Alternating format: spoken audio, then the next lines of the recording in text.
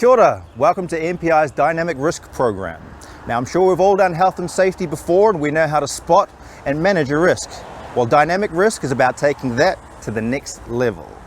Dynamic risk assessment is about identifying and evaluating a situation in real time while we're working. It's about being able to mentally observe, assess and evaluate a situation, identify and remove that risk.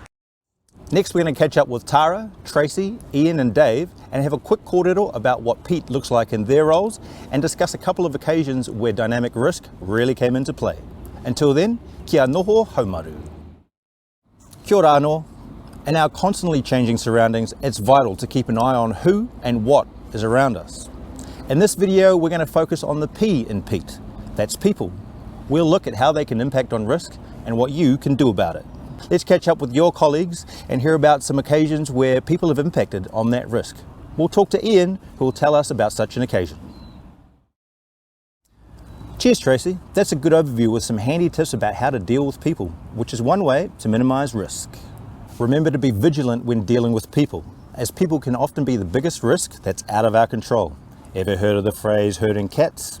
We all have a responsibility to look after one another. Noho kaha. Now, there's a great example of changing procedures to make sure things are safer for your colleagues in the future. Kia ora, Tara. As we've heard from your colleagues, the environment can change rapidly and has different factors that contribute to risk. I'd like to take a moment to reflect on something Tara said. Dynamic risk means that what was deemed safe at any point in time can change from moment to moment. That's why it's so important to keep on your toes and speak up the moment something changes, so we can avoid incidents wherever possible. Noho kaha, guys.